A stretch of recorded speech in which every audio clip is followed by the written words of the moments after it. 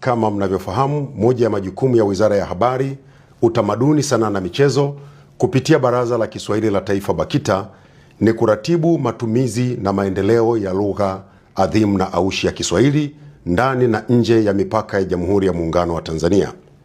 Pia ni ukweli usiopingika kwamba vyombo vya habari ni nyenzo muhimu katika kutekeleza jukumu hilo.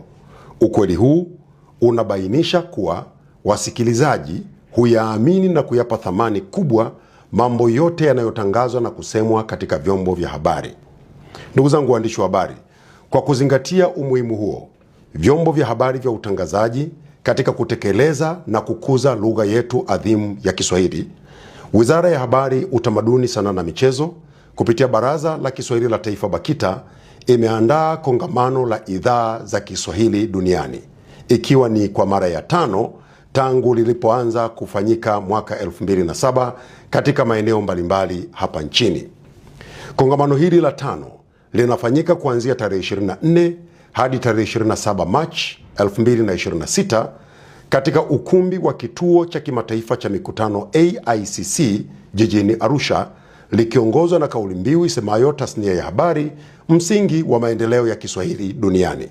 Kauli mbiu hiyo inalenga kuonesha nafasi muhimu ya vyombo vya habari katika kukuza, kueneza na kuimarisha matumizi ya lugha ya Kiswahili katika ngazi ya kitaifa na kimataifa. Kongamano hilo linatarajiwa kuwakutanisha wadau mbalimbali wa utangazaji wa habari, wahariri, wamiliki na watendaji katika idhaa za Kiswahili kutoka vyombo vya habari vya redio, televisheni na majukwaa ya kidijitali duniani.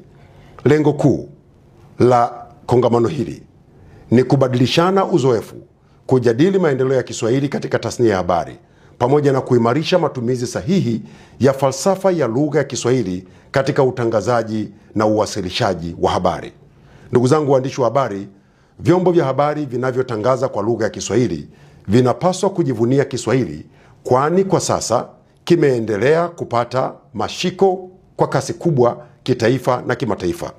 Kwa sasa lugha hii pendwa imekuwa ni lugha rasmi na ya kazi katika Jumuiya ya Afrika Mashariki, Jumuiya ya Maendeleo Kusini mwa Afrika na Umoja wa Afrika. Fauka ya hayo, Shirika la Umoja wa Mataifa la Elimu, Sayansi na Utamaduni, yani UNESCO, limeipa hadhi lugha ya Kiswahili kwa kuridhia na kuipangia siku maalum ya kusherekewa duniani, ambayo ni maadhimisho ya siku ya lugha ya Kiswahili duniani, ambayo hufanyika tarehe 7 ya Julai kila mwaka, ikiwa ni lugha ya kwanza kutoka barani Afrika kupangiwa siku yake maalum ya kuadhimishwa duniani. Ndugu zangu waandishi wa habari, kupitia kongamano hilo, washiriki watapata fursa ya kujadili nafasi ya tasnia ya habari katika kukuza na kuendeleza Kiswahili duniani, pamoja na kubainisha changamoto mbalimbali zinazojitokeza katika matumizi ya lugha hiyo katika vyombo vya habari. Aidha, washiriki watajadili na kuweka mikakati ya pamoja ya kuimarisha matumizi ya Kiswahili sanifu katika uandishi, uhariri na utangazaji wa habari.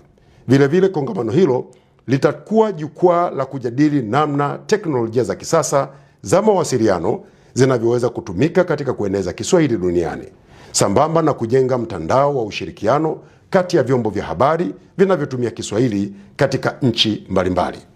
Ndugu zangu waandishi wa habari, wizara inapenda kuufahamisha umma kuwa mgeni rasmi katika ufunguzi wa kongamano hilo ni Makamu wa Pili wa Rais wa Zanzibar, Mheshimiwa Hemed Suleiman Abdullah. Vilevile mgeni rasmi katika hafla ya kufunga kongamano hilo atakuwa Waziri wa Habari, Utamaduni, Sanaa na Michezo na mbunge wa Arusha mjini, Mheshimiwa Paul Christian Makonda. Wizara ya Habari, Utamaduni, Sanaa na Michezo kupitia Baraza la Kiswahili la Taifa BAKITA inatoa wito kwa wadau wa lugha ya Kiswahili, hususan vyombo vya habari, wana taaluma wa lugha, taasisi za elimu pamoja na wadau wengine wa mawasiliano kushiriki kikamilifu katika kongamano hili muhimu, ambalo linatarajiwa kuwa chachu ya kuimarisha na kuendeleza matumizi ya Kiswahili duniani. Karibuni sana na asanteni kwa kunisikiliza.